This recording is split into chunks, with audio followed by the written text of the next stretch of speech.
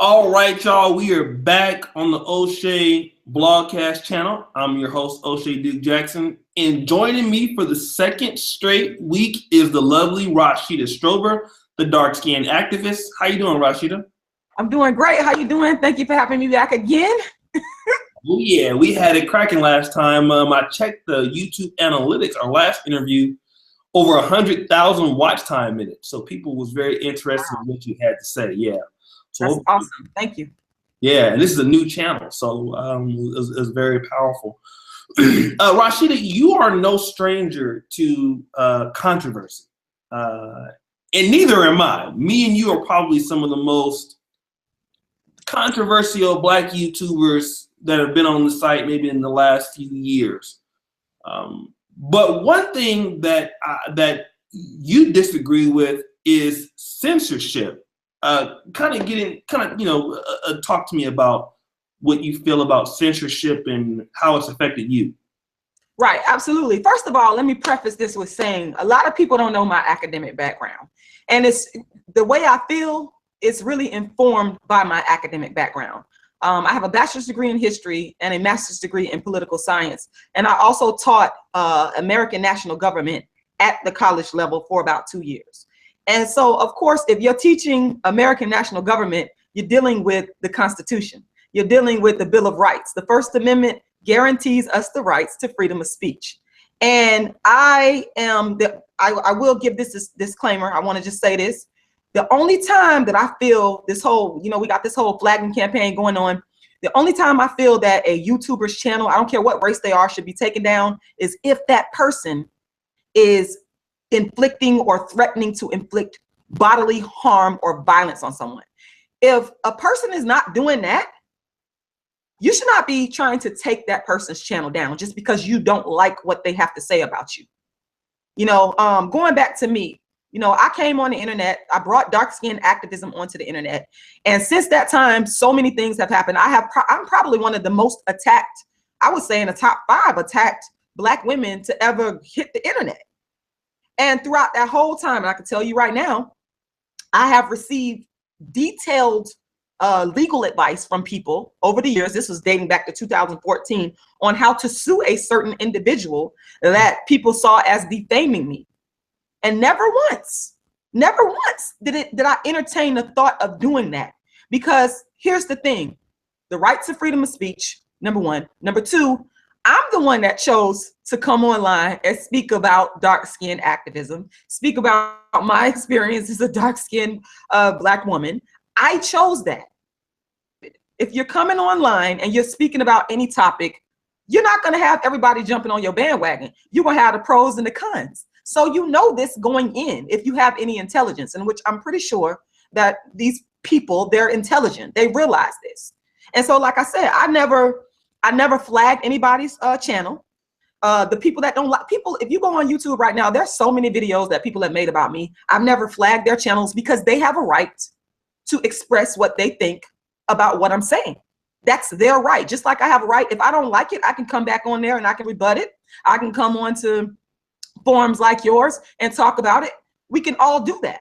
I feel that it contributes to the intellectual discourse if we are able and willing to come and say, okay, this person is saying this about me. Let's analyze this. Let's get both sides of the story. Now, if there's some type of campaign like that where we're talking about reconciliation or we talking about doing a sit down, I'm all for that. But flagging someone's channel because you disagree with what that person has to say about you, aside from disclaimer, long as that person is not saying that they're going to do something to you to inflict violence on you, that's insane. It makes no sense. I will not jump on that bandwagon. I can't do it. You're very educated, more so in history and political science and the Bill of Rights. I know that I am. I know on the internet we're dealing with a topic of hate speech against particular protected groups. In protected groups, obviously, people have been historically oppressed, or people who have a certain type of sexuality preference. And then many people will argue, Black women are a protected group. And if you talk about Black women in a in the way that is defaming, that's hate speech, and therefore YouTube or any other entity should not deal with such hate speech. What do you say to people who have that sort of vernacular? I say it's all subjective, and I say that everything is arguable based upon people going and making their arguments based on the law. So if you really feel that way, what you will have to do, one of the things that you can do, because this stuff is subjective, even the Constitution, the Bill of Rights, our rights, it's all subjective. It can all be changed at the drop of a dime. I mean, we can reverse it. We can say Black men are protected groups. And what some Black women or people, not just Black women, people in general, are saying about Black men is defaming. And then Black men can say, let's go file a class action lawsuit. Let's go take this to some federal court. I mean, Black men can do the exact same thing and frame the argument in the exact same way as people who are saying that Black women are among a protected class. We are all a protected class. And that's the argument that I have. As a protected class, why are we trying to censor each other? Why? I mean, we are infringing upon each other's rights. There's a book, it's called Pedagogy of the Oppressed. I don't know if you,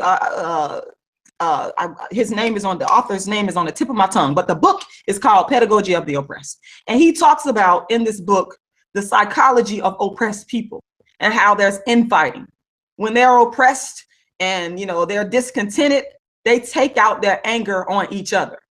You know, they don't deal with the real issue of oppression from the actual source that's causing it. They say, we're gonna fight each other. I mean, that's, if you look at conflicts around the world, like civil wars, for example, the Civil War in Sierra Leone. The Civil War in Sierra Leone lasted for about 10 years.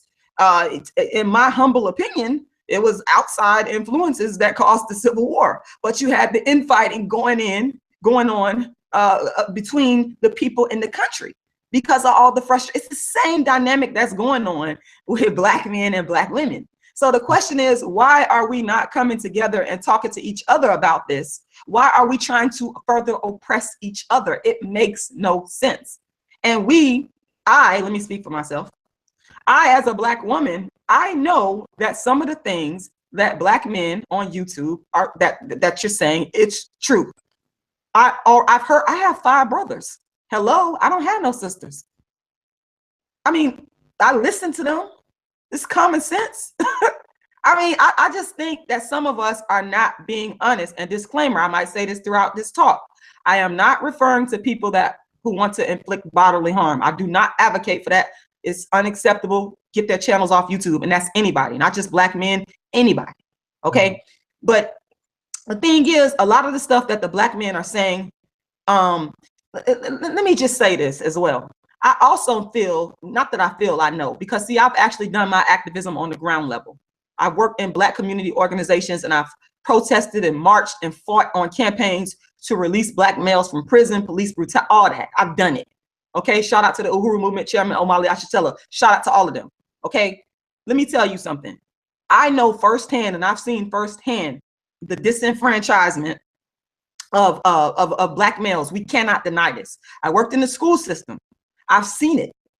I remember when I was substitute teaching one time at this school that was an alternative school, and the majority of the students there were Black males. This one Black male, he stole my purse. He did, and he took me through the motions. Like, we had to go look all over that school for that purse. But when the police officer asked me, he said, "Do you want this young man taken to jail?" No, no, no. We deserve, I feel that Black males deserve a chance to speak their piece. They deserve a chance to be heard, a chance to have a second chance, to have a second chance. And if you are a Black woman, that you gotta look at yourself and say, what is going on here with me? What is my problem? It's some issues going on. I know I'm talking. Let me be quiet. Let you. No. I'm enjoying it. I'm just saying, like, I was not about, this young man had already, he just recently got out of some type of juvenile jail. And I have studied, I know what goes on in juvenile detention. I've worked there, I see it. To me, it's a question of his humanity. It's a question of, it was a question of giving this young man a chance. Why would I continue to exacerbate the problem instead of trying to deal with the problem? So I said, no. We sat down and we talked to him. I talked to him. The police officers talked to him, and we had a discussion. And I think that had more of an impact. I don't know what happened with that young man now, but in my humble opinion, I think that had more of an impact than putting him in handcuffs and hauling him off the jail. No, that is not the answer. And I feel that the censorship campaign is tantamount to that. I mean, we can make that comparison. Taking y'all mouths, putting y'all mouths in cuffs, and hauling y'all off the jail through silencing y'all. Like, it's insane to me. I and understand, I'm not sitting up here saying that I agree with the content of what has been said in terms of disparaging Black women. That's not the issue to me. The issue to me is censorship and silence. I don't have to agree with you to sit down and have a conversation with you. Well, yeah, I mean, and I was one of those people who made a not so nice video about you. And I never flagged your video, and I never would do that, because that's you can have your opinion about me all day and all night. I brought dark skin activism to the internet. Am I so dumb and foolish to think that people are not going to critique it? That's it. That's crazy. If I think that, I might as well just go back in, my academic hole and write my books and go teach school and do it. No, that doesn't make any sense. I'm not going to make an impact on the people by doing that. I make more of an impact on the people by coming out and allowing the people to critique whatever it is I am presenting to the public. Mm-hmm. That's how you make the impact. Let me ask you this, Rashida, because I mean, obviously, a lot of women do not think it's rational. Hold on a second. Is that me? Or is that you? It's quiet over here. Okay, maybe it's a lag. Thank you for the donation of $10 from the Negro Manosphere, which is funny because the Negro Manosphere is my site, but somebody made up a page called the Negro Manosphere and gave $10. Appreciate you. Oh, wow. Super chat. I guess what I want to know is this. You've seen firsthand what goes on in the community as an educator, as an activist. What is it that you think that Black women want to hide as far as information? What is it that they don't want the public to know that Black men may know, in your opinion? I don't know if it's a question of, and here's the thing, I'm not the primary speaker. I don't want to be the person that's speaking for Black women, because we all have our separate thoughts and ideas. Mm-hmm. But overall, looking at YouTube and looking at how YouTube has created a platform for anyone in the world to come on and speak their views and their opinions, what it's done is created a situation where Black people are airing out the dirty laundry about each other. Mm-hmm. That's what's going on. I mean, people have said, I air out the dirty laundry about the dark skin issue with dark skin activism. And so I think that that's the issue. I think that some people, it's almost like with rap music, where, people will be upset with rappers for using a disparaging remark about women. And I've heard rappers say, well, if it doesn't apply to you, then you shouldn't be upset. I think that some of us just don't want our dirty laundry to be aired out. I think that some of us want to only be presented in the best light, to be seen in a positive way. And I understand that. I understand the rationale behind that, because you have young girls, young boys that are coming up, that are watching you. A lot of us have children. I get that. But going back to history, in history, if anyone that has studied history knows that there is the good, the bad, and the ugly. It's not a straight line. That's not how it goes. It's like this. It's up and down. Mm-hmm. And so I think that we have to move away from some of us also have been so psychologically broken down by the stereotypes. I'm not going to deny the stereotypes. I, as a dark-skinned woman, suffer from those stereotypes. But I think that we can't be afraid for people to come out and say, this is wrong with the Black woman, or this is wrong with the Black man, because that's how we get to a solution. If you continue to sweep over the problem or put a bandage over the problem and not get at what is causing the wound, it's not going to heal. That's the fatal mistake that we are making. So some of us, yes, we just simply don't want our dirty laundry to be aired. We want to be viewed in a good light because we know it impacts, you know, our daily life. It impacts education, our jobs. It impacts how we are just seen in general. I get that. But again, we cannot be afraid of correction. We cannot be afraid of constructive criticism. We cannot be afraid of alternative views. We cannot be afraid to look at those things and deconstruct it and say, okay, analyze, does this really apply to me? We can't be afraid to ask those questions. And so I think that that's where we're making a mistake, by not wanting certain issues to be presented or certain things to be said. And keep in mind here, I'm not talking about people that are wanting to inflict violence. I'm not talking about those people. I'm talking about people that are actually critiquing whoever. We need to take a look at that and say, is this going on? That's the lesson. By flagging the channels of these Black men that these women don't agree with, I mean, I think that even young people, because this is going to go down in history, 10, 20, 30, 40 years from now, someone is going to be studying the history of I don't know, Black male censorship on YouTube. It could be a college course. I've taught college courses, okay? Someone's going to study that, make no mistake. And that person is going to critique it from all angles, especially if they're an academic. So why not do that now? Why not leave that legacy to say, you know what, at least this person did this and that person did this. And if you just can't come to a meeting of the minds, which I believe we can come to a meeting of the minds, even if we disagree, then, you know, you take further action from there. But we cannot be afraid. What I'm saying is the fear of being critiqued, the fear of being dissected and broken down.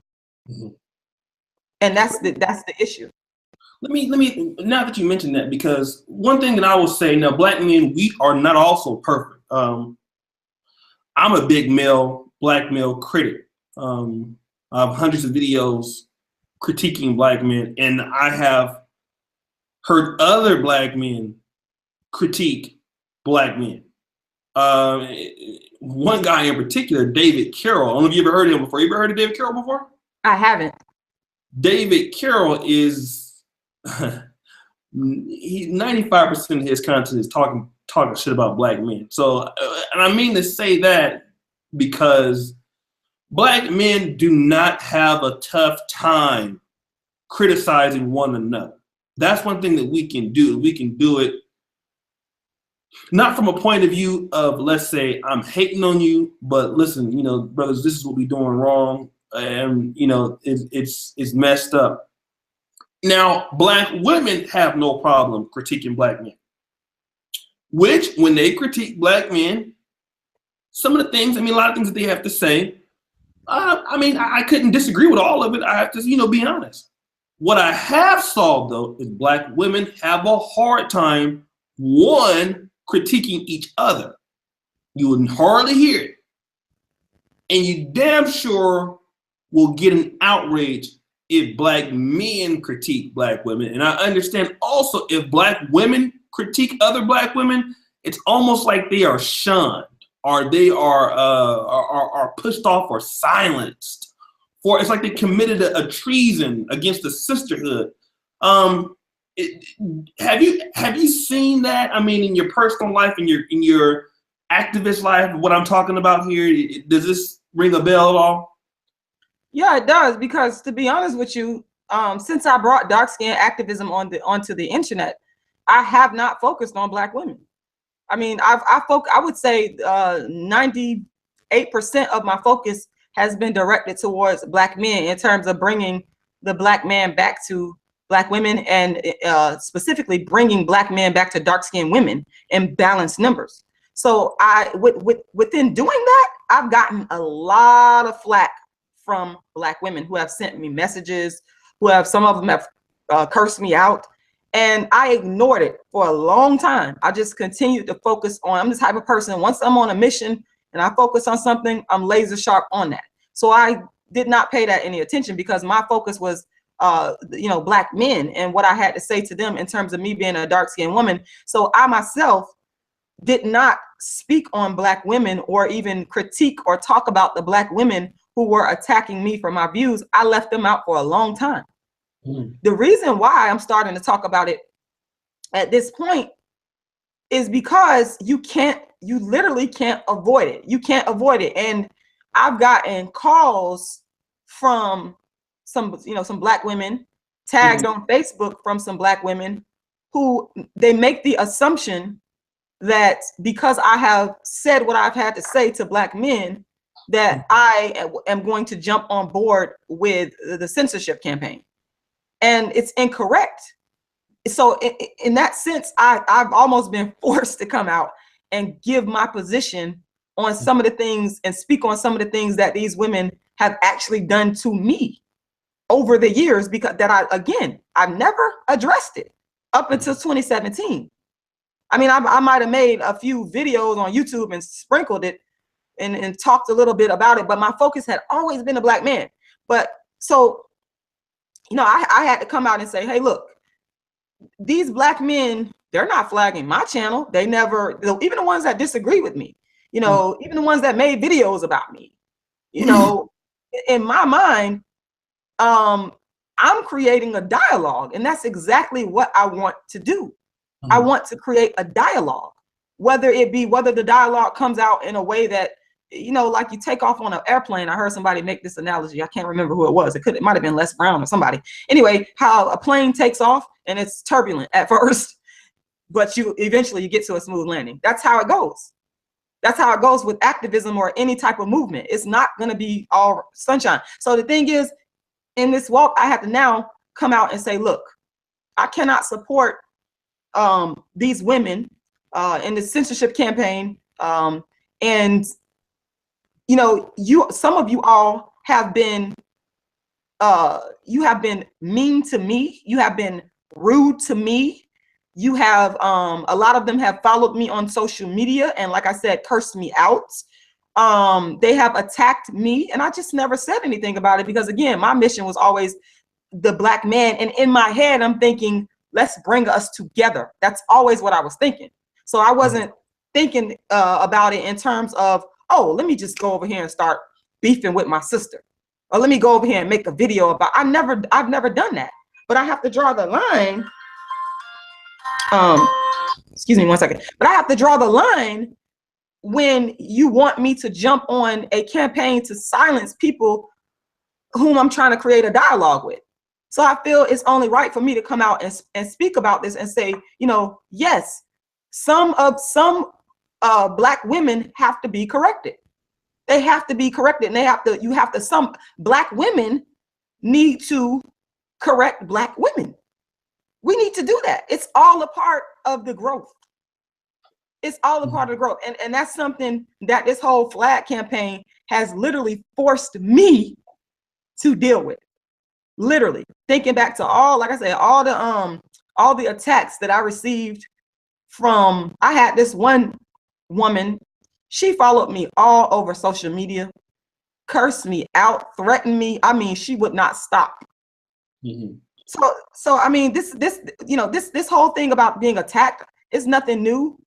And I do think that Black women need to be able to correct other Black women. There has been Black women who have corrected me, and I appreciate them for that because they made me better. And I think we need to be setting an example for the young girls that's coming up, that you're not going to always be right. Everybody has a part in the solution. Everyone. Okay, and I really thank you for giving a very good show. I mean, excellent show so far. I really appreciate you. We're going to continue. Everybody, if you're in the chat, what I need you to do is to hit like on the video. I see Austin Goddess from the community in the chat, so shout out to her. Shout out to Attorney Mom, James Nash, KNTN. I got 118 watching. That's awesome. Yeah, and this is at like almost 12 or 1 p.m. maybe in the East Coast, so people not even off of work yet, so they're tuning in at work. So let's go ahead and get the likes up, people. Thank you for liking. I see High Def, Mellit, Neutrina, Charwilly moderating. So let's keep the get the likes up on the video for those. Thank you for we got a $2 donation in the super chat from the brother Yardley Moyes. Appreciate you. Shout out to Patterson, New Jersey. She says you're beautiful, Rashida. Thank you. We got some brothers in there trying to take you to Denny's, girl. We don't do no Denny's now. No. Okay, maybe. Denny's. But thank you. We can't go to Denny's. Okay, let's go ahead and get the like. Patty, what's going on? That's my man right there. Always. Wesley Butts, what's going on? You get the likes up on the video. Listen, I gotta ask you this question, Rashida, and this is not to be messy, because you said that they have, Black women have done some things to you. Now I know that you got chased around social media, but what other types of things have Black women done with regards to your opinion to censor you? In terms of the censorship, I would just say it's really been like a lot of just harassing and stalking on social media. It's literally just what I said. Getting emails, getting Facebook messages, on articles. You know how some of the articles that you write, people can go and comment on it. Mm-hmm. I mean, people coming on your YouTube videos. And here's the thing. This is very important. I'm an open person. I'll talk to anybody. I'll talk to the president. Let's sit down and have a conversation. I have always let these people know, these women, men, but specifically we talk about women right now. I've always let these women know that if they want to speak to me live, like how me and you are doing right now, showing our face about my issues and, challenge me on anything, rebut me on anything, I was always willing, and to this day, I'm always willing to do just that. Even the women that have came onto social media and have cursed me out and called me everything but a child of God, I have always been willing to talk to them, debate with them, discuss with them live, showing my face. Mm-hmm. And what I can tell you right now is what a lot of these women would like to do, in my experience, they don't want to do that. Because if they did, then you would see it. You would see me conversing with different Black women on YouTube, on social media. Some of these women have made videos about me, like you made a video about me. I reached out to you. We're here talking. Same thing. I've continuously made myself available. But what they refuse to do, a lot of them, they refuse to sit down and talk about the disagreement. They don't want to do that. They would rather make videos or come onto my comment section, or, like I said, email me, or go make posts on Facebook. They would rather deal with it indirectly. And I think that is the problem. We're not going to. Let me ask you, though, because you actually made this before I could even make a point. You almost read my mind. There's a YouTuber in the Black manosphere, in the Black partition of YouTube. His name is Obsidian, the radio podcast, or Obsidian Media Network. Have you heard of him before? Obsidian Media Network? I've heard of him briefly, but I've never listened to it, and I don't know anything about it. So, okay, Obsidian Media Network is one of those guys who wants to debate. And I'm not saying everybody, but he wants. Come on, let's sit to the round table and discuss our differences. And I mean, he's that kind of guy. And in all fairness, he's a guy that will do something like that. But what I've noticed is that outside of you, many Black women will not do what you are doing right now, which is putting their ideas out there for whatever reason. And I want to know, because you mentioned that they won't do it, and I know that, but why don't you think they will do it? Why won't Black women come to the table, those who are out here flagging, those who are, why won't they come and put out their ideas like you're putting them out? I mean, I can only guess. I'm not in their minds and their hearts. I'm not there. I can only guess. I mean, it could be a myriad of reasons. I mean, some may just be fed up. To them, they may just be, I'm tired of hearing all this disparaging stuff about me. Some may be going through, different situations in their life, different tragedies, maybe divorce. I don't know. It could be so many things that affect whether or not a person wants to deal with a situation head on. Some of them may not like, they may have had bad experiences with Black men, and they may have just given up. They may have just said, I don't want anything else to do with these Black men. I'm done. There's nothing to talk about. Some of them may be hurt. Sometimes Black women, because we have this whole thing about the strong Black woman, where you can't portray or reveal your hurt and your pain and your sensitivity. Some of them may not want to put that out there. They may not be strong enough to handle what comes along with when you come and you talk to someone. I remember when I was on Tommy Sotomayor, everybody and their mama, they was just blasting me. I was like, oh, hey, this is what it is. This is what it is. I'm just the type of person, I don't care. It's about impact rather than approval. Mm-hmm. Like, you can have whatever opinion, but every woman is not built like that. Mm-hmm. So with that being said, those could be some of the reasons. And then, some Black women, they get to a certain position in their life and they feel that I don't know. My father, he was the head of the household.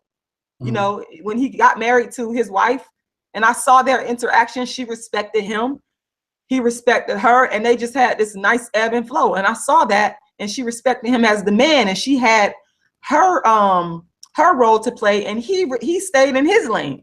And some Black women, with this whole thing about women's rights, which, I understand women's rights, I think that has sort of circumvented the role of the Black man and the Black woman together. And they feel like, okay, I'm at this stature and I can do this. And, and I just think, that's a part of our downfall.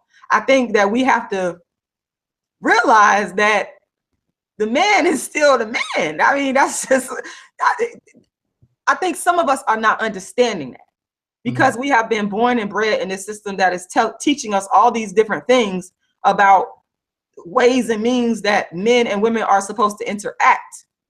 And like I said, the women's empowerment movement and all these kinds of things. And I think we lose sight of that interaction between the man and the woman. That's why I keep saying there's other ways to work this stuff out. If we would humble ourselves and say, okay, I know this brother said this about me, or he doesn't agree with me, or he feels this way. Humble ourselves and come to that man. Same thing with the brothers. Humble ourselves and come together and sit down and talk about it. That to me is the issue. That's the key. It's a lot of stubbornness going on. It's a lot of frustration going on, unwillingness to cooperate with each other that's going on. And again, it is our downfall. It's our downfall, because in my humble opinion, I don't think that over the long run that this flagging campaign is going to have the impact that the people that are leading this up want it to have.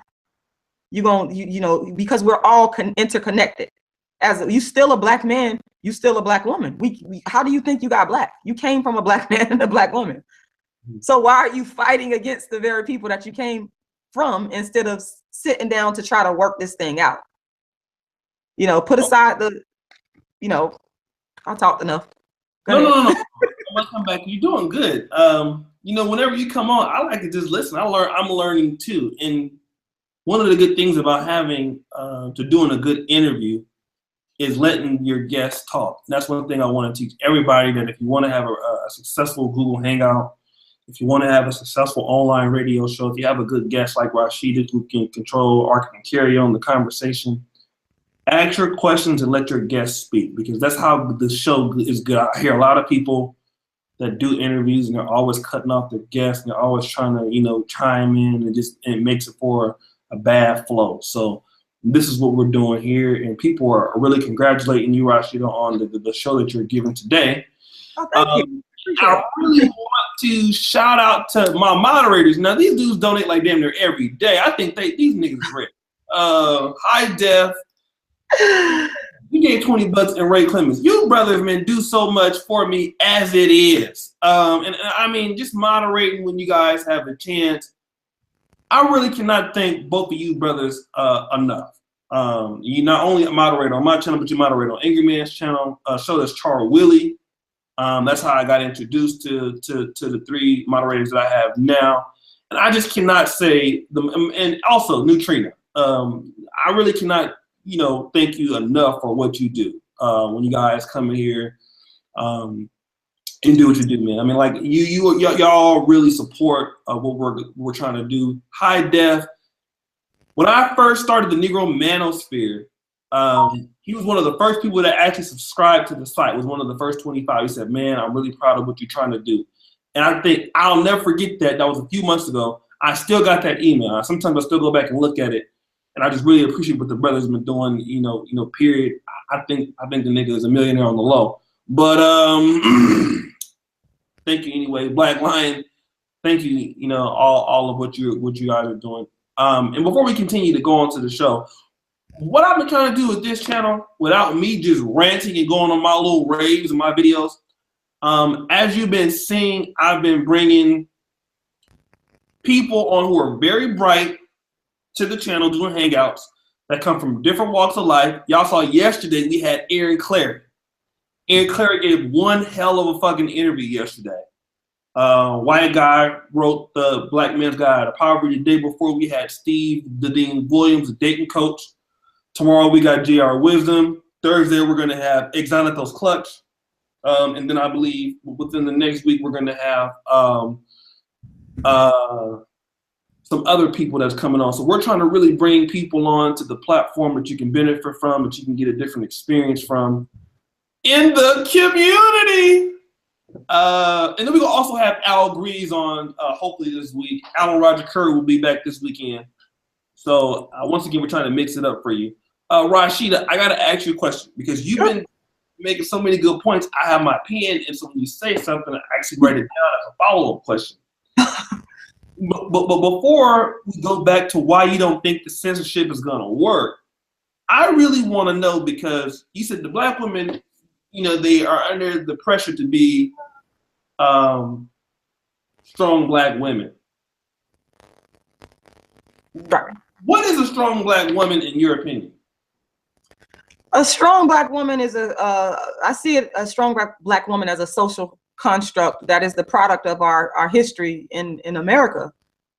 Because obviously when we came from Africa on the slave ship, that's where this whole concept had to start from.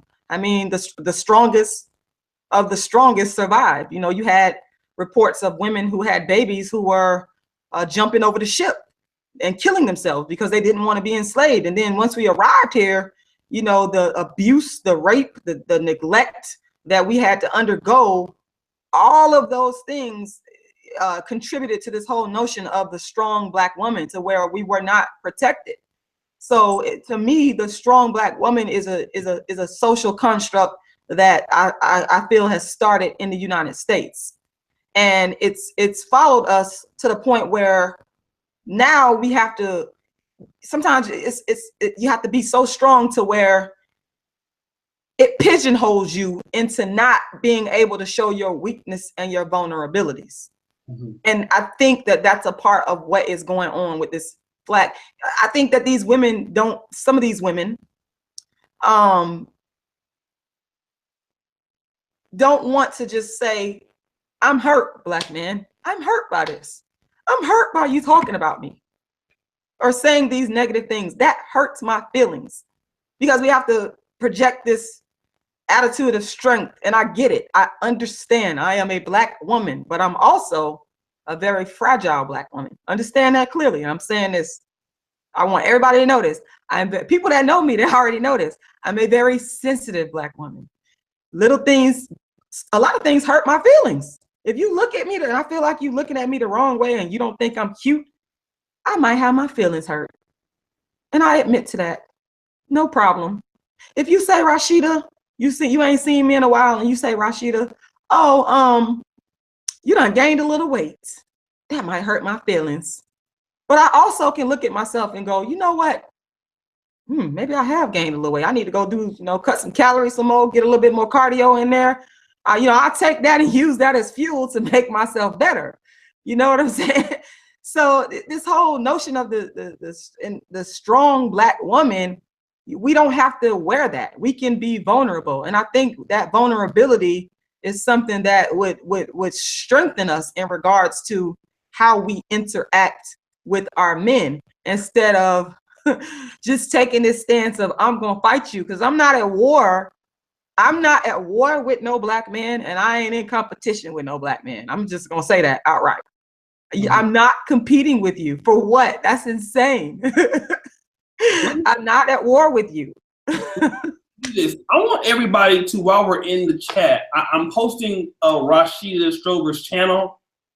I want you to click on her channel, subscribe, hit the bell for her, because she's a content creator. She doesn't do a lot of videos because she's busy doing, activism things. But once you hit the subscribe button on Rashidah's channel, comment sub underneath. All right. So let's show some support, because she's coming on here, spending her time. She's doing something else.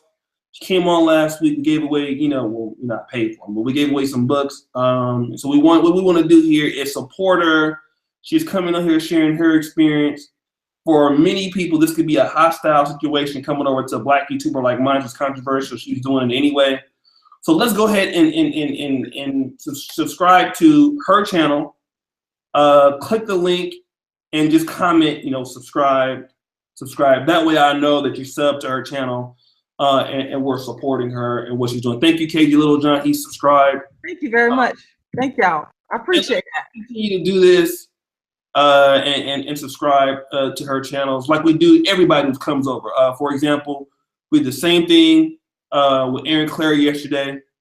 Same thing with Steve Dean Williams yesterday. So in order for us to keep bringing you guys, the greatest guests that I can find, let's try to go ahead and do that. All right. Killer Red, thanks. I'll say just subscribe to my dream wife. Oh my God, thank you. Hold on, my big bro isn't here. Wait a minute. News you need to know. Hold on, man. I gotta subscribe to this. I gotta acknowledge this brother, man. One of the guys that had one of the biggest effects on my YouTube career is this guy, News You Need to Know. One of the first videos I ever heard was the Suit and Tie brother. Man, I cannot say enough about him. I gotta get him on here. I owe him at least 4 or 5 hangouts, but I can never get a hold of him. Just basically on email, and he be busy. But let me, man, hit me up on email, brother. I gotta get you to do this. So let's go back to this alpha male wisdom, as we all know him. So shout out to that brother, one of the big talking heads in the Black manosphere. Rashida. Yes. You talked about censorship. You don't think it's gonna work. Well, what I need to know is, what are your reasons do you think censoring Black men will not work, in your opinion? Absolutely. Just going back to history and looking at my background in political movements and historical movements. If you examine movements throughout history where people have had grievances and they wanted to be heard, eventually, there's this song and dance with where they've been silenced, they've been shut down, all types of things have taken place in regard, even going back to the Sierra Leone War, the Civil War, where the government tried to shut these people down. We see that happen all the time in history. Just look at historical developments, look at different movements. And some of these people have died for it. You can even look at Martin Luther King as an example. Some of these people have died because they said, I'm going to find a way to keep coming back if that's what they really want to do. Now, if their heart and soul is in it, trust and believe, history proves this beyond the shadow of a doubt, that these people will figure out a way to come back. And we have to look at, like I said, history has good, the bad, and the ugly. Okay, let me give you an example. Margaret Sanger. A lot of people don't like Margaret Sanger. I mean, she's basically the founder of the Planned Parenthood. People need to realize that this woman had a lot of opposition, and I do not agree with her. Let me just say that. I don't want anybody coming on here thinking that I'm agreeing with, getting rid of our babies and all the stuff that is taking place. But the point that I'm making, I'm looking at it from purely a historical perspective of a person that had a vision, and they said, this is what I want done. And no matter what happened, they just kept going until they achieved the objective. Again, I gave you the example of Martin Luther King. The different revolutions around the world, the Iranian Revolution. You have the Soviet Union. We could go on and on. I'm taking my examples from history. You understand what I'm saying?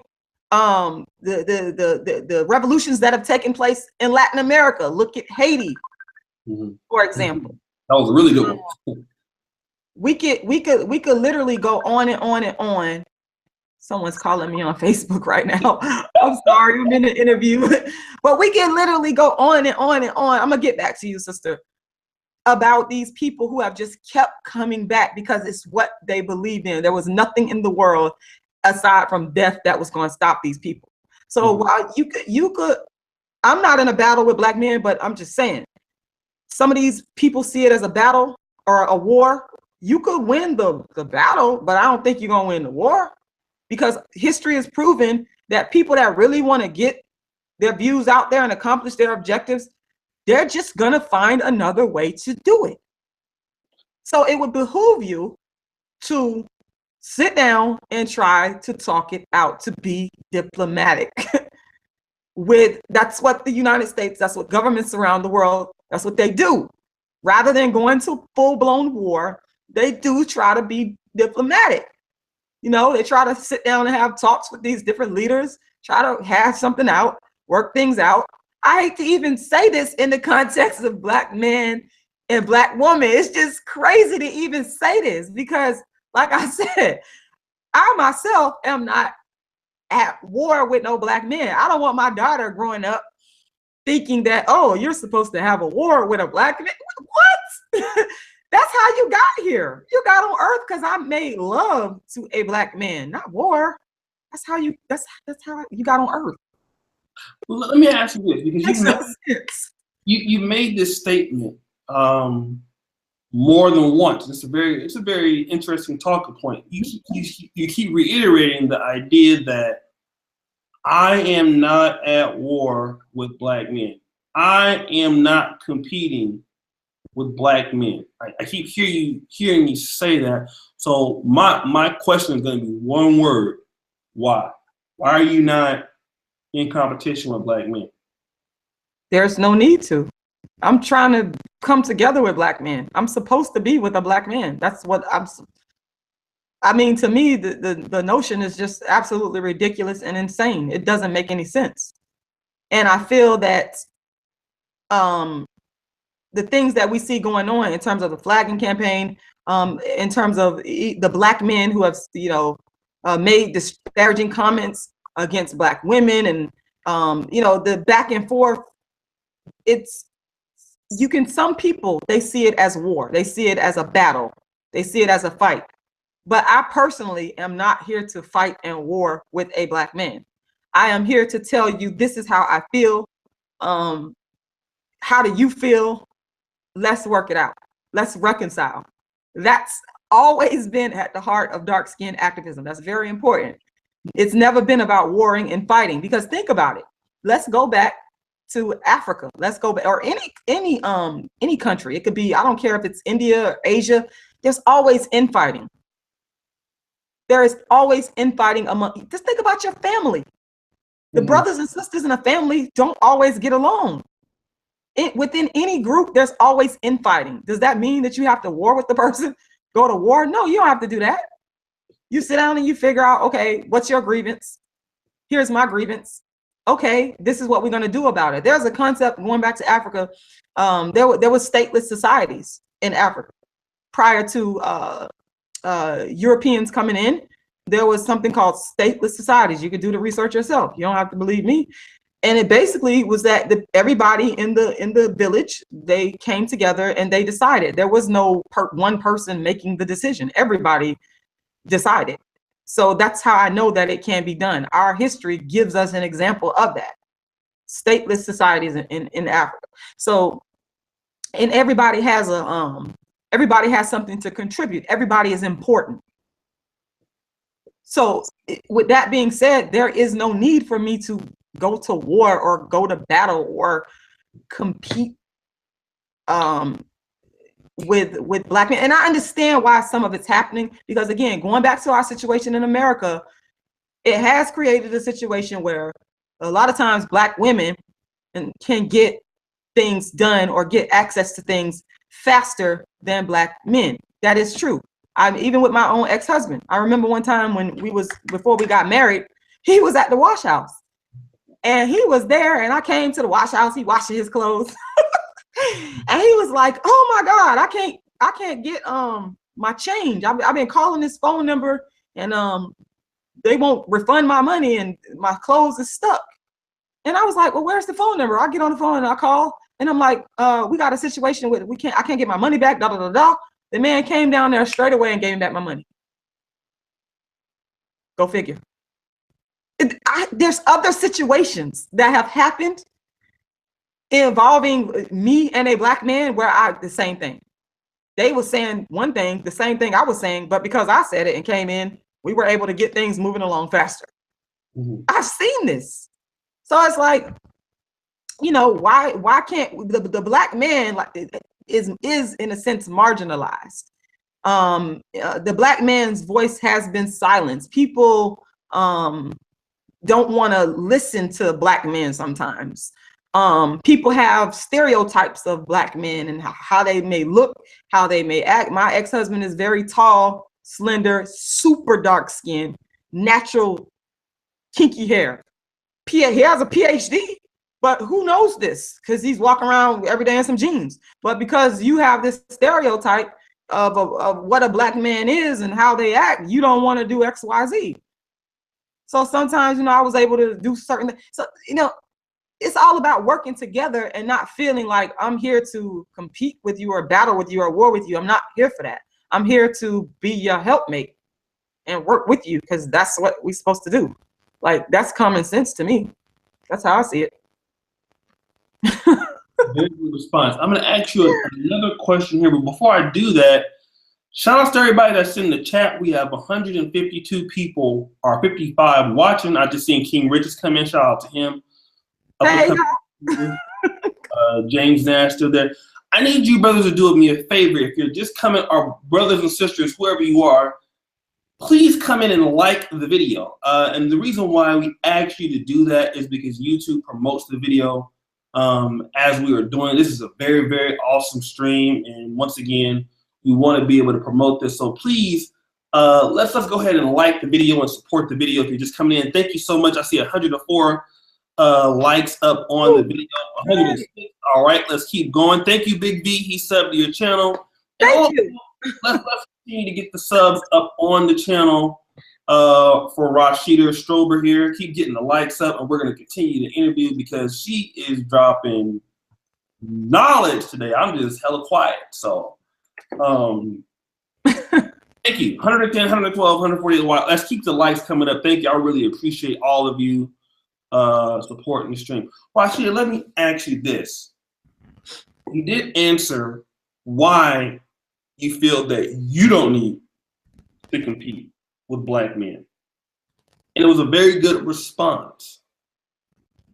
But I really want to know, why do you feel many other Black women feel that they need to compete with Black men? I know why you don't feel that you don't, but why do you feel maybe other Black women think that they need to? I think it's been socially constructed. I think because of this whole women's rights movement. I think Black women, we've been caught up in the midst of all of that.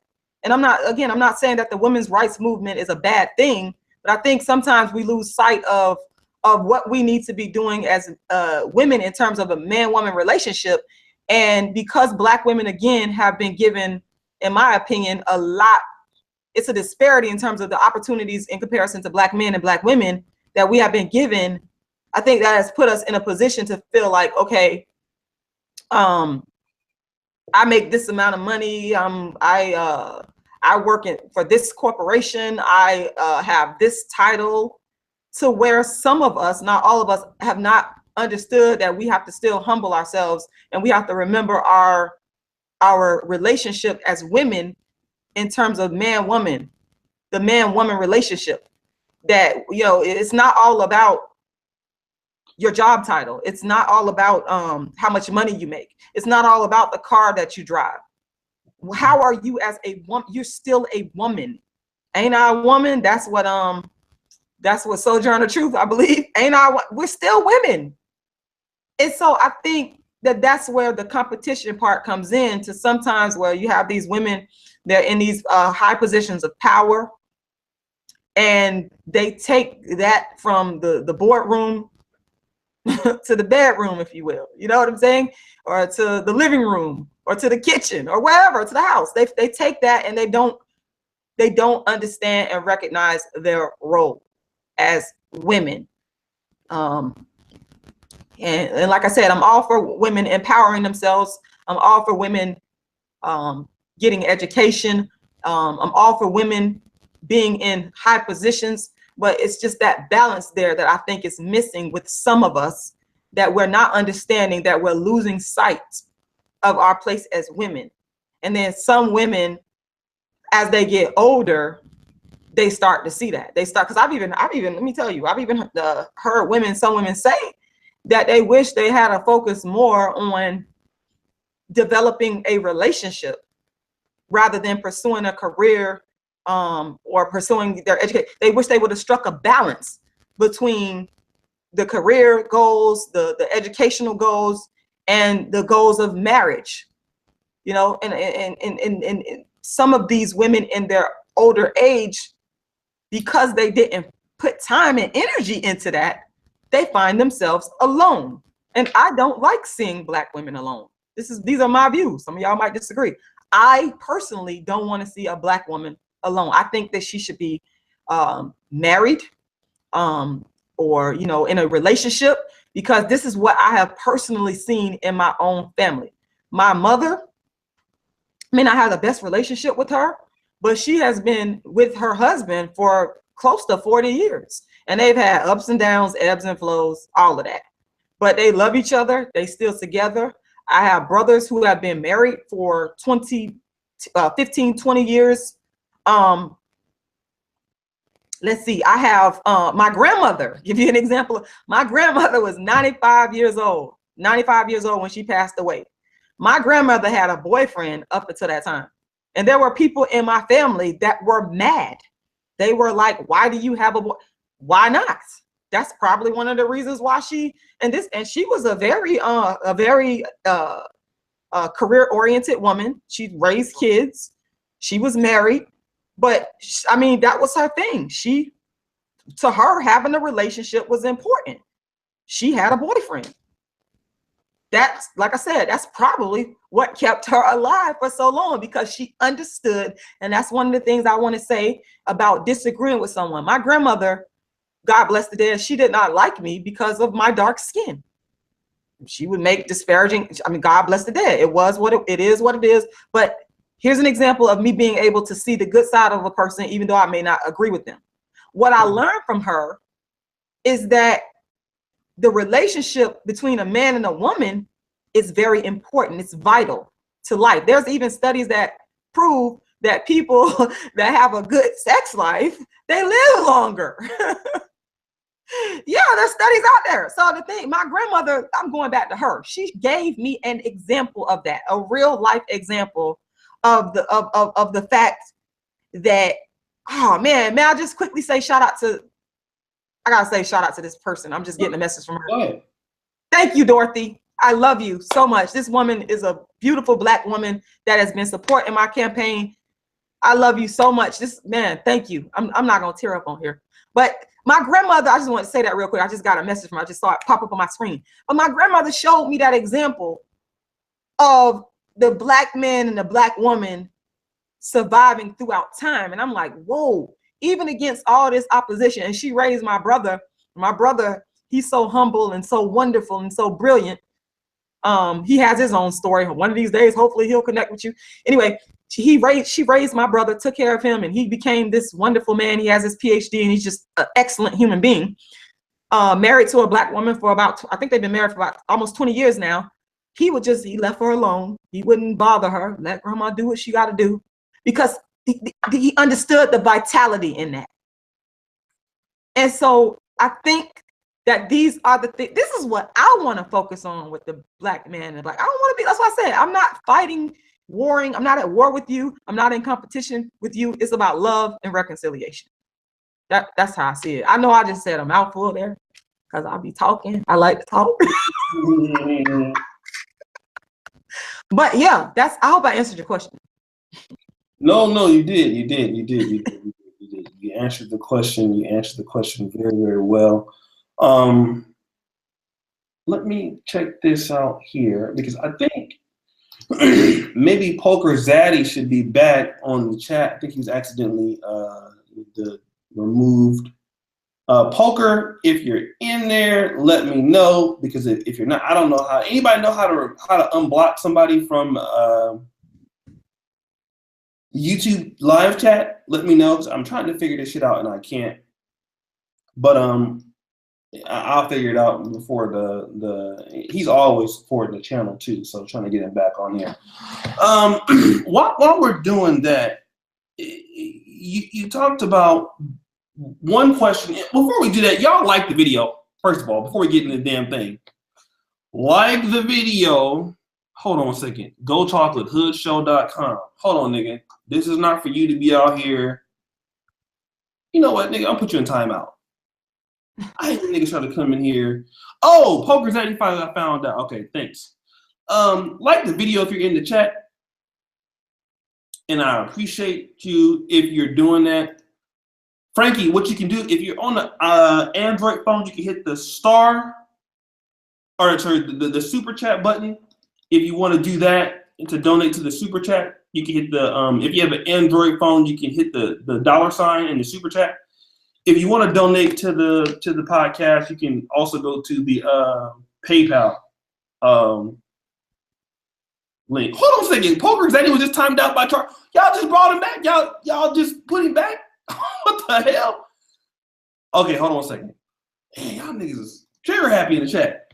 Let me go back to the interview real quick. And you mentioned that there are types of opportunities that are given for Black women that are not given for Black men. Let me answer that if I can. Or ask that, if you know, what type of opportunities that Black women have that Black men don't have, in your opinion?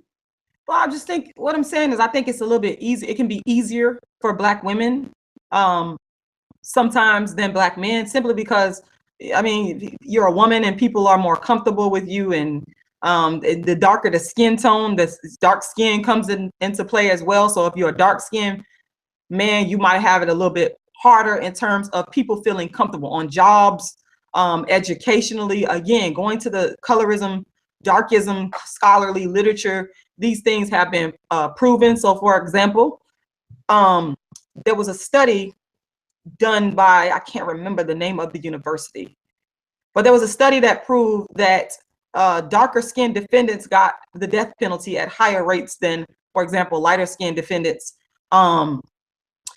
Also, there's studies that show that dark skinned males earn less money than light skinned males. These studies are here, people. It's out here, trust me. So when we compare that to the fact that the darker skin tone a man has, when we compare they're comparing them to non-dark skinned men and their economic and political and educational and social position, you compare that to a female, and you know, there's the opportunities are just there more for the female sometimes because of all these negative stereotypes that go along with being a Black male in society. So I gave the example, I talked about my ex-husband in the laundromat. He had been there for a long time trying to get this man to come out, and the sign said that if you have a problem and you lose your money, just call this number and we'll come out and refund you. But they didn't come out and refund until I called. So that's just, you know, one example of many. You know, it's just so many things. Even with my son, I tell him, he's a Black man, a young Black man coming up in the world. And I tell him, hey, you got to make sure you keep your your record clean. He doesn't have a criminal record. You got to keep your record clean.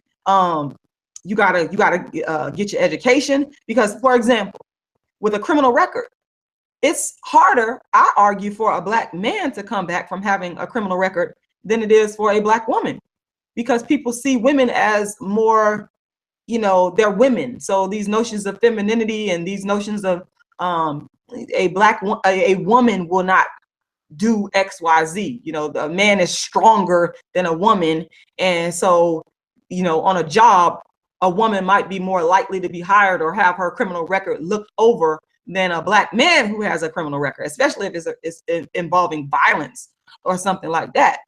And just everyday interactions. Like I said, you know, going into stores, you might, I've been in situations where I've been able to get service faster when I asked for it than, for example, the man that I was dealing with. So it's so many different things that we could point to in everyday life situations, just living, you know, that women will have the upper hand. And that's why you see the employment rate. Black males are always at the bottom when we talk about the employment rate of Black people overall, because they get the opportunities last, as opposed to, you know, a Black female. A Black female can go out there and get a job, and, you know, because people are not less intimidated. Sometimes they are intimidated by you if you are a dark-skinned woman, but they're less intimidated in comparison to a man. So it's harder for Black men. It's very true. It's definitely harder for the brothers than it is for Black women. And I just want to ask you this question, because you talk about women's rights and you understand, you know, the idea behind it. Do you think overall feminism has helped Black women?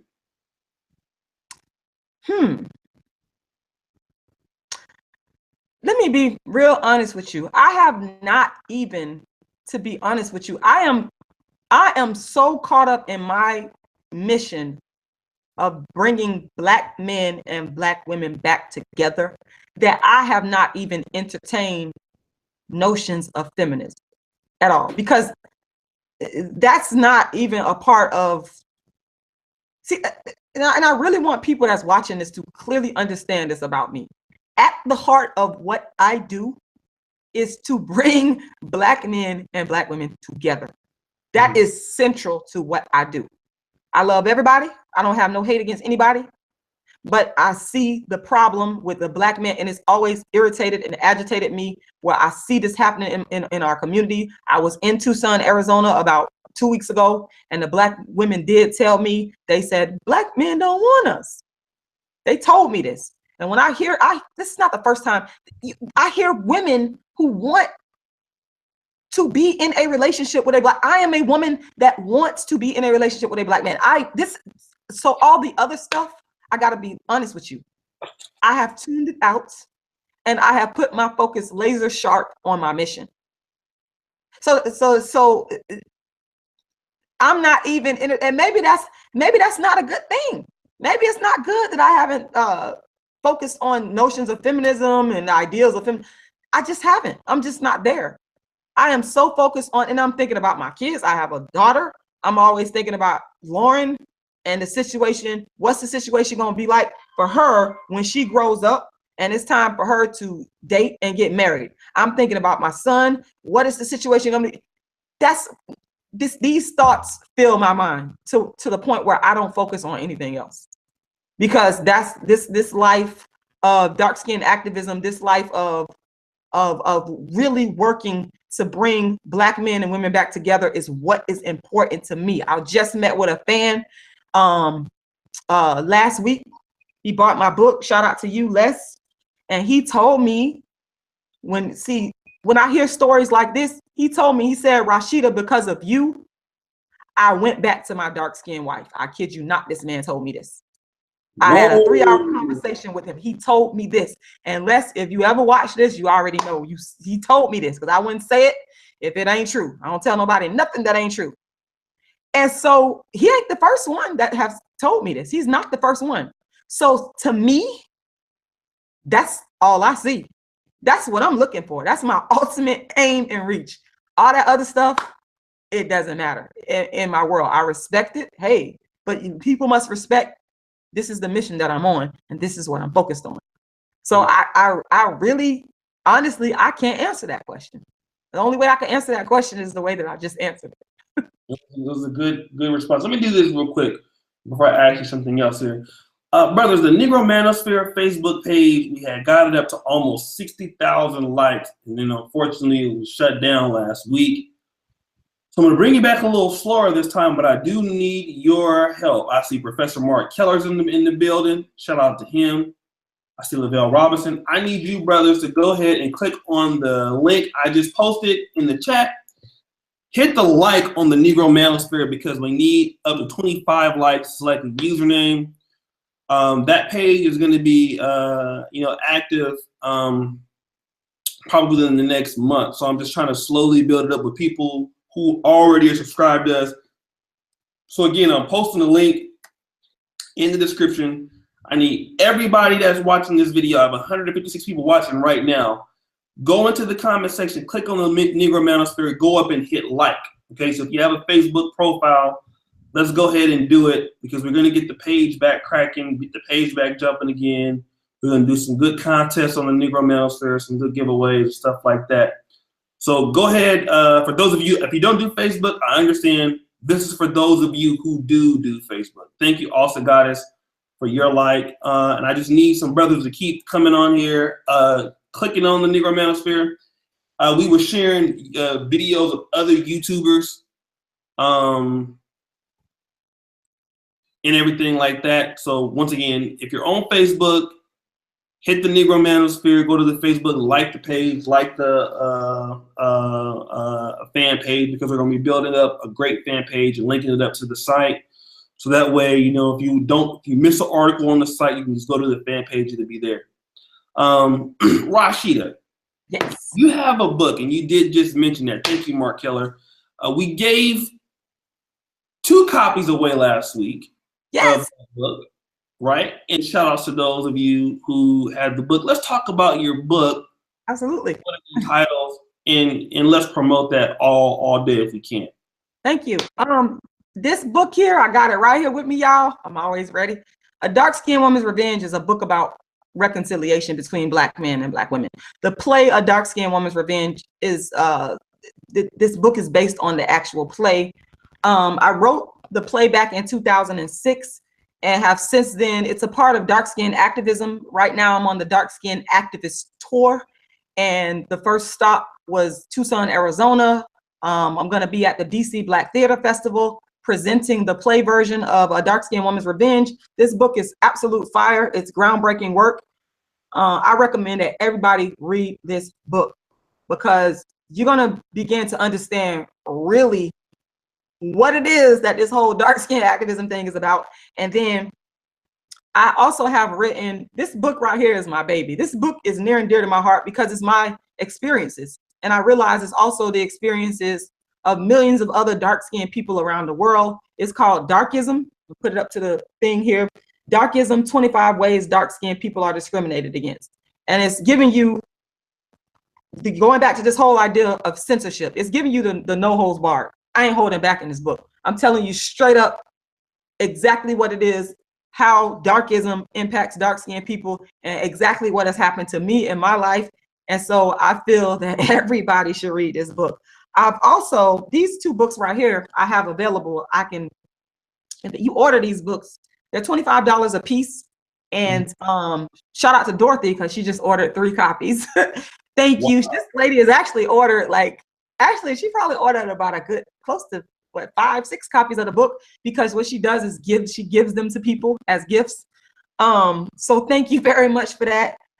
I also have other books that I've written as well. I give away a free book on my website, thedarkskinactivist.com. It's called How to Be the Hottest Dark Skinned Chick on the Planet. It's an ebook version though. And I've been giving that book away for the longest because it's a motivational book for anybody, that dark skinned person, anybody really who wants to improve themselves. So, but it's actually the first motivational book written for dark skinned women specifically.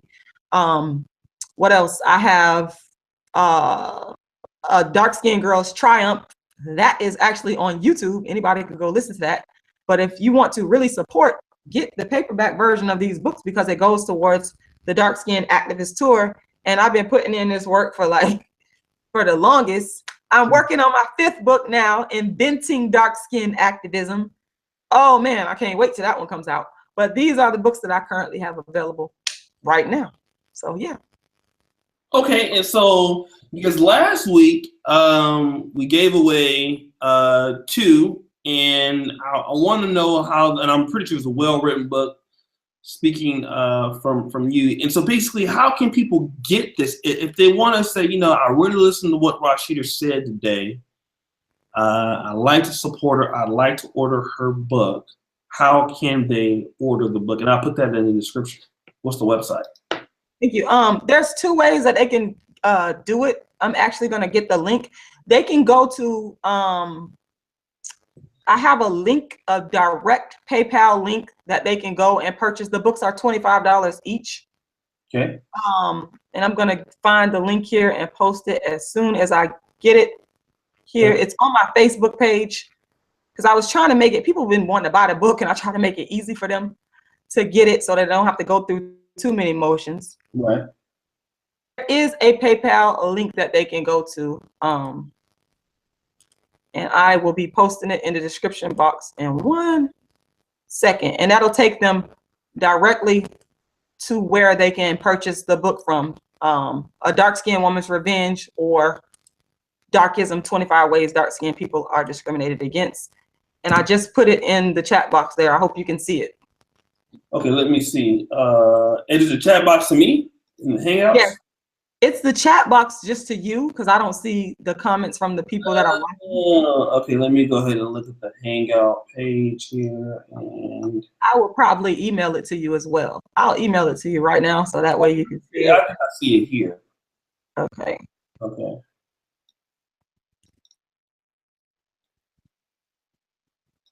Okay, I see it. All right. So if you want the books, you can, I'll put the PayPal link here.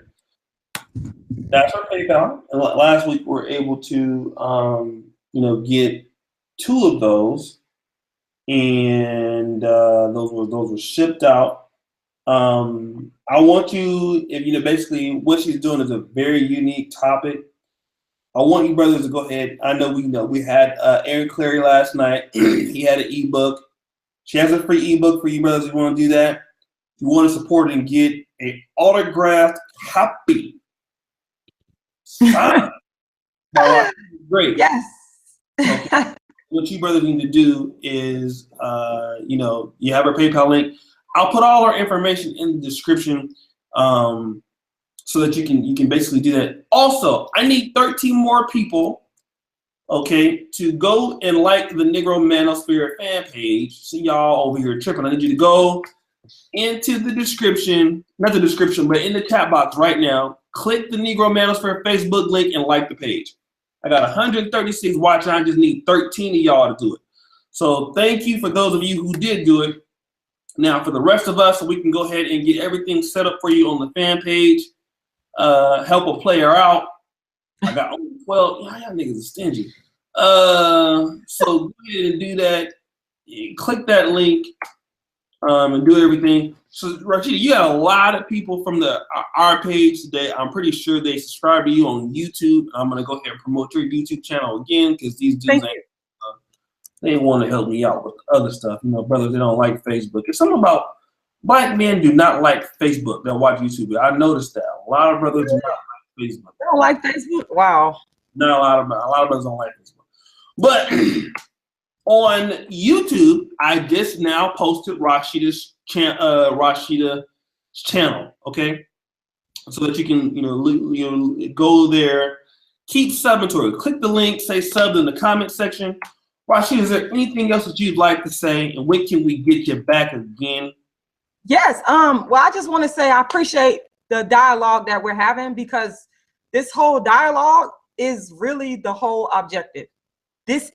I'm doing exactly what I want to do and what I feel that needs to be done in terms of reconciliation and repairing the relationship between the Black man and the Black woman. That is what is the most important to me. So I want to just say thank you for allowing me to come onto your platform and just talk and speak and be honest and open and truthful.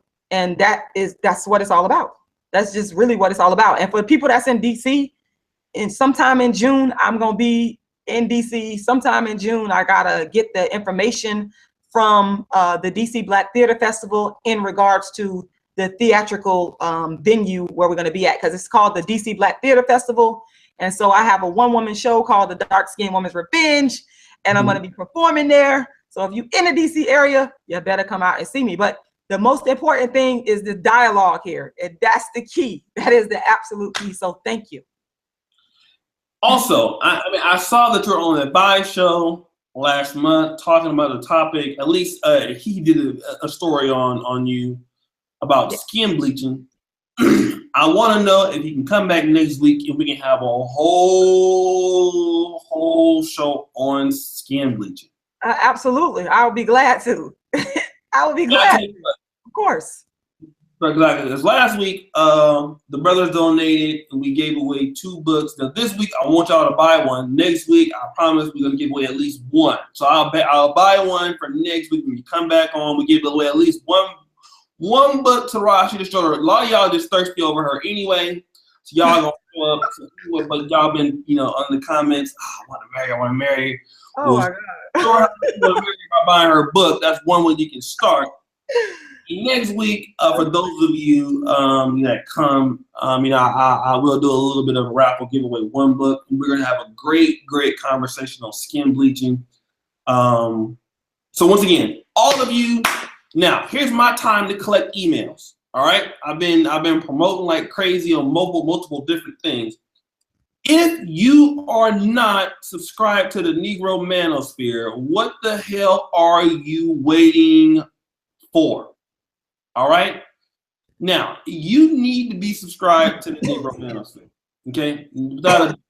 So if you know that you're not subscribed, you're not getting emails from us, drop your email right now in the comment section. I don't know if Supreme Hunter, I don't know if you're subscribed, Alex, I don't know, Dr. D, I don't know. Thank you so much, Austin.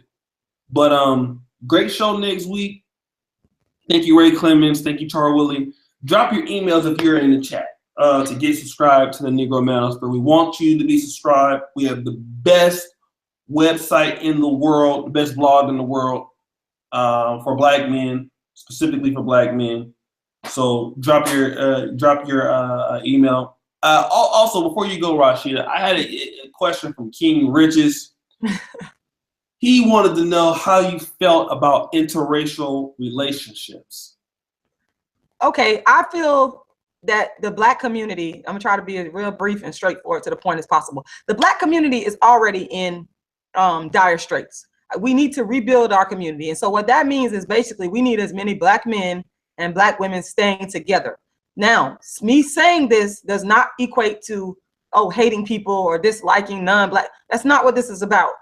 Again, it's a situation to where people are always talking about economic development and building up the Black community. One of the ways you build the Black community is to build a Black family. And how do you build a Black family? You date and you marry a Black man or a Black woman. And I don't think it's anything wrong with that. I think there's a stigma on that. In fact, I remember seeing people, I would walk around with my ex-husband and they'll be like looking at us funny once they find out that me and him are married. I've had people say, is that your brother? They're shocked because we both dark skinned. You know what I'm saying? And it's like those things, those things are important. People might look at that and say, well, that's, you know, what are you talking about? But these things are important when we talk about dating and marriage and keeping our community strong. So I'm just saying, you know, you got Black women out here, young Black women that's coming up, older Black women, and middle-aged Black women, same thing with the Black men. We need each other if we're going to continue to make our community strong and build. And I'm saying, what's wrong with that?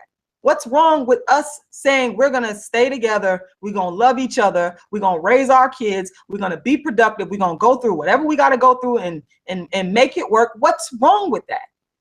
Right. What's wrong with that's my challenge to y'all. I would love to just talk specifically about the whole issue of marriage outside of race and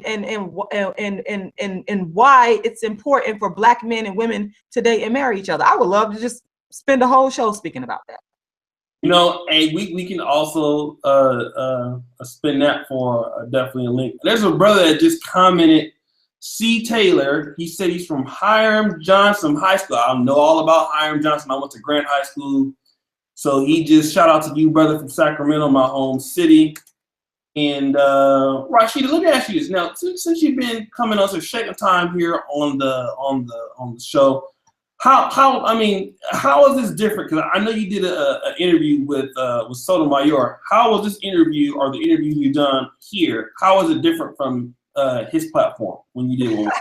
Well, everybody has their own style. I respect different styles. I can adapt to different styles because for me, it's all about the message and in a constructive dialogue for people to understand both sides of the issue. I feel that your platform you've been fair to me. You have listened, like you said, you're asking me questions and allowing me to completely speak and complete my thought. It's been a very pleasant experience. I don't have anything bad to say. Like it's again, it goes back to exactly what I've been trying to do for the longest, is to create a dialogue, and that's exactly what we're having. So yeah. Do you feel like maybe some Black men's, you know, like I didn't watch the Sotomayor interview, and to be fair, I mean, he has a pretty good radio setup from what I can understand. Isn't that the fact that if you go to certain people's, you know, like interviews, because you said that most Black women don't want to have a dialogue, is it because that some people cut you off or they don't let you say what you need to say? Do you think that may be impending on why the dialogue between Black women and Black men can't happen? Right. I definitely think that that's a part of it. I definitely think that's a huge part of it, because it goes back to this maturity thing and this getting rid of the stubbornness thing, to the point where if you don't agree with someone, still be willing to let the person speak their piece. And it works both ways. Let the people decide. I mean, it's almost like a court case, you know, where you go, you have the judge or the jury there, and you have the defense and the prosecution, and both sides are presenting their side of the argument. And then the judge decides. Same thing with YouTube. Let the people decide. Let the people come in on the comments, say what they got to say, make videos. And I feel this is how we get to solutions. So, you know, that's what I think it's all about. I think, you know, if we're both able to do that, and sometimes you do need a moderator, because I have done interviews where, shout out to the brother Dennis Nelson. He was one of the moderators for a live hangout that I did with a brother from the UK that did not agree with me. He did not, but he moderated it. We talked, people listened. Some people was on his side, some people was on my side. That's what this is all about for me. I love it. Okay. So I never thought about that. That maybe because, you know, sometimes the dialogue is because, you know, when I hope people can see this about, you know, my show. I don't know how other people do their show. I know Obsidian has a radio show. I know Tommy has one. I know several people have one where they invite people to discuss dialogue. I know when I have a guest that comes on my show, it's important for me to let them say what they need to say. And I want to encourage, you know, people that maybe had disagreed with me. Some people probably ain't gonna never show up on my show, and I don't want them to come. But the thing is that, you know, we can allow people to talk, ask questions, and see how they get to where they are. And every interview doesn't have to be a debate. I think what I personally say on my personal YouTube channel when I'm the only one producing the content, that's how I feel. People know how I feel. I mean, you know, if you listen to my videos, I'm very consistent on how I feel. But when you have a guest that may have a different opinion, let your guest talk. I'm just telling you right now, the future of YouTube, for the YouTubers out there who are listening, is YouTube Live. That's what YouTube wants. YouTube wants hangouts. YouTube wants live streams. Okay, that's what they want. That's the direction they're gonna go. If you cannot conduct interviews and do stuff like that, it's gonna be hard for you. So I'm giving you a bone as a YouTuber. This is the direction that YouTube wants. YouTube wants to take, Blog Talk Radio out. YouTube wants to take all kind of other people out. They want you to be able to have the ability to do live stream videos. They want to take away Facebook Live. They want, YouTube is trying to push this direction. So it's good to be able to have the content that you can have. People have a long watch time and stuff. This is what they're going after. So don't tell you I didn't say it. Okay, I'm just telling you this is how you do it. All right. Well, anyways, Rashida, any last words to the crew before we close out here? Absolutely. I just want to say I love y'all, and I just want to say thank y'all for tuning in and taking the time to listen to what I have to say. That's the biggest thing. I got to go back to that dialogue. Thank you for listening. Thank you. And I hope you learned something. Even if you don't agree with me, I hope you take something away that's thought-provoking that you can expound upon. So thank you. Okay. So again, Rashida, thank you so much. Thank you for taking your particular time out. I got out of class not too long ago, and I was waiting to do the interview, and so I thank you because I know you're a busy person. You're doing things. This guy another state not so long ago, so we can come back around at the same time next week. I'll schedule it, and once again, this time around, continue to order the books, and then I promise next time we're going to at least give away one. So you want to make sure that you hear next week. You might get a book. Okay. All right. Thank you, everybody. Thank you, Rashida, and I'll see you next week. Peace.